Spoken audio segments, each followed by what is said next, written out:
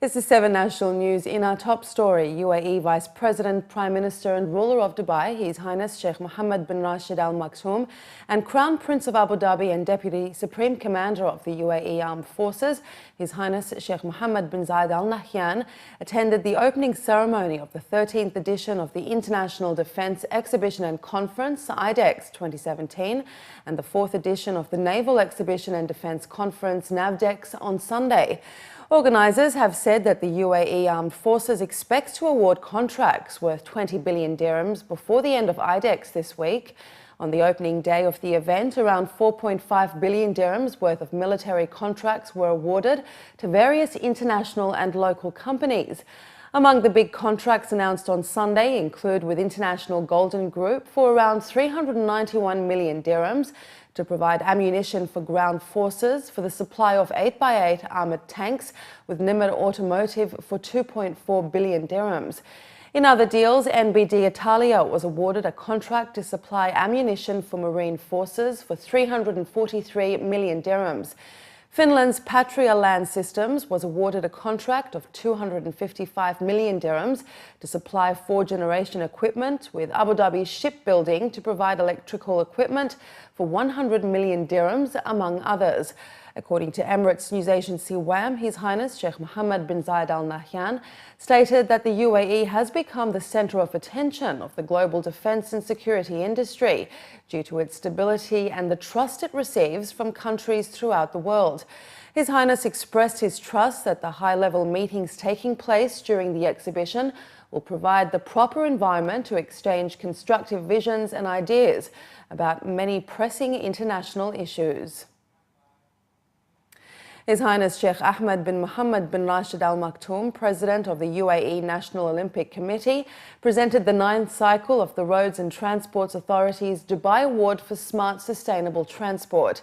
His Highness Sheikh Ahmed bin Mohammed presented the awards along with His Excellency Mater Al Tayer, Chairman of the Executive Board of Directors of the RTA, to a number of entities to recognise their achievements and efforts towards energy efficiency. The awards were distributed across 4 main categories, along with 3 special recognition accolades. Emirates Authority for Standardisation and Metrology received first place under the Transport Safety category, while they also were recognised under the Environment Protection category. Other notable awards presented during the ceremony included Best Academic Research as well as Best Student Project to recognise the importance of research and development. Ramiz Khanani, a student at Manipal University in Dubai, was recognised under the Student Project category for his project related to efficient use of air conditioning in cars. According to Ramiz, an engineering student, it was his aim to work on projects to protect the environment through reducing the carbon footprint. This project is based on the air conditioning system. The air conditioning system of a car can work on solar and as well as on a fuel. Like earlier, there was a professor in Hong Kong, Professor Eric. He made a car in which when the engine is off, the AC can be run on solar. But what I try to do is when the engine is on, you can run the air conditioning system on solar as well as on fuel. So when there's an indicator, if the battery goes down of the solar, so automatically you can switch the mode back to the fuel. So vice versa, you can keep on using. So you can conserve the fuel, less carbon emission. So that's why it's going to be good for the environment, inshallah. The awards ceremony also featured a keynote address by Bertrand Piccard, who initiated the Solar Impulse project, who highlighted that clean energy is crucial for sustainable economic growth. During his talk, the president of the project stated that the world is currently a prisoner of the past with poverty and environmental challenges. Piccard stated that the world needs a pioneering spirit to adopt energy-efficient practices for a sustainable future. We have to understand that flying consumes only 3% of the energy of the world. So 97% is used on the ground. It's used for ground mobility, it's used for boats, it's used for houses, for construction, for industrial process, distribution of energy. So we have to work on everything. So in terms of aviation, I make the promise that in less than 10 years, we will have electric airplanes flying, maybe not fully solar, but electric airplanes transporting 50 people for short to medium haul flights. This will happen for sure. But it's not enough. We need electric cars. because electricity is much more efficient. We need better insulated houses. We need LED lamps. We need smart grids. We need heat pumps. We need to be able to store energy in cold when we have enough energy to make air conditioning for free in a clean way. And all these solutions exist. And now it's really important to understand that it's not only for the protection of the environment, it's also to stimulate economical growth, it's for profit, it's for job creation. Dubai's education regulator announced that private schools will be allowed to increase their fees by at least 2.4%.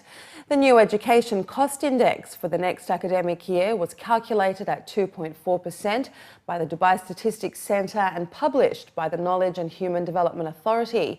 Schools rated out as outstanding in the latest KHDA inspection reports will be eligible to increase fees by double the ECI or 4.8%.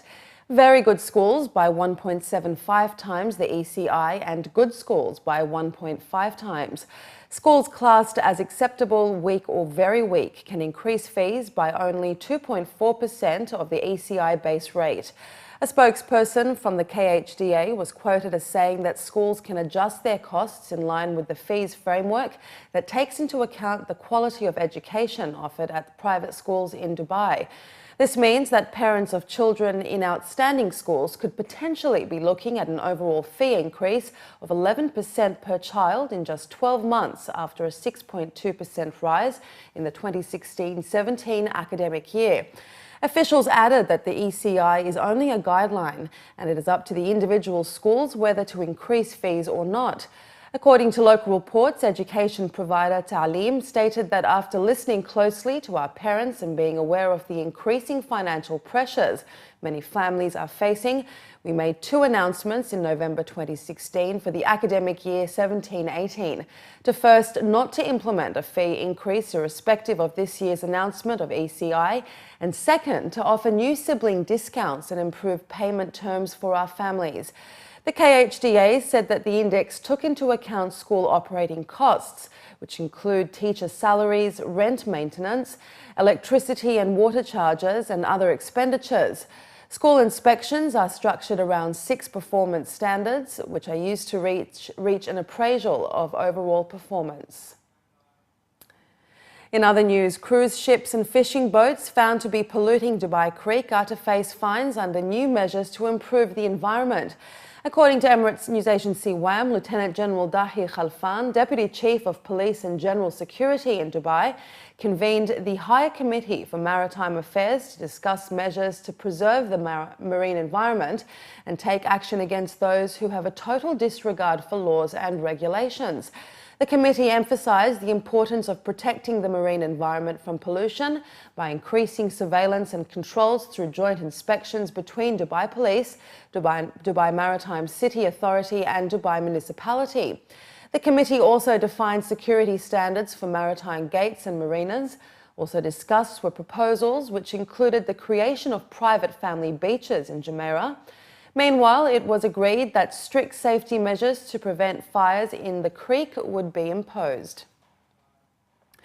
Dubai Police are seeking solutions to help tackle drivers who use mobile phones while driving. According to a local report, the Dubai Police are searching for a technology which can help block drivers' cell phones while driving to reduce the number of accidents and incidents of deaths on the roads. Brigadier Saif Muhair Al-Mazroui, Director of the Traffic Department, was quoted stating that the police had conducted a study on using a device to cut the internet service on moving vehicles so that drivers would not be able to use their phones. Many people check their social media accounts and emails while driving.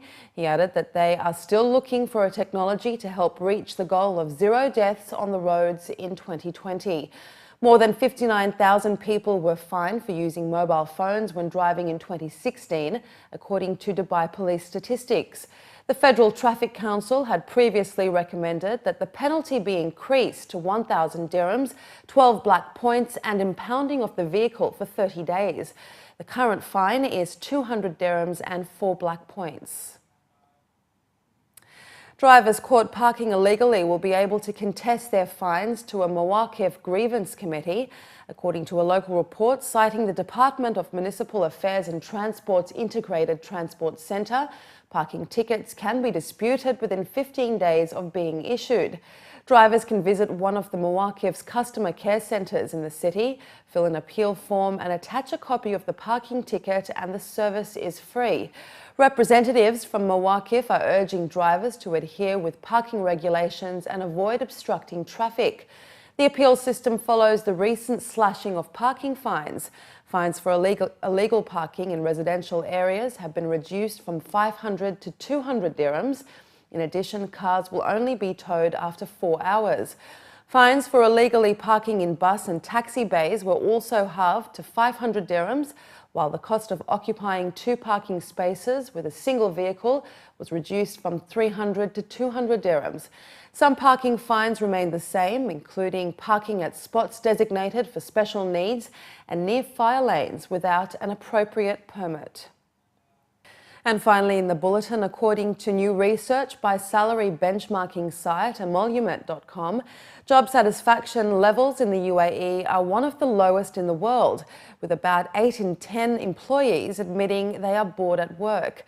The salary benchmarking site stated that even with very high salaries, UAE professionals are more likely to tolerate boring jobs or companies, even when working 6 days a week. The site, which surveyed major expatriate destinations around the world, revealed that the UAE's office boredom levels are on par with Italy's, where 83% of the employees also find their jobs dull. The second most boring country for work was the United States, with 74% acknowledging they don't feel excited about their jobs. Singapore, another major migrant destination, also emerged on the most boring country list, with 7 in 10 employees admitting they are not enthusiastic about what they do for a living. The least bored of all workers were based in Switzerland, where only a little over half, at 51%, said they're not upbeat about their work. Office boredom and its impact on employee engagement is one of the areas HR professionals are looking into, with some studies suggesting that low satisfaction ratings tend to result in low productivity or employee output.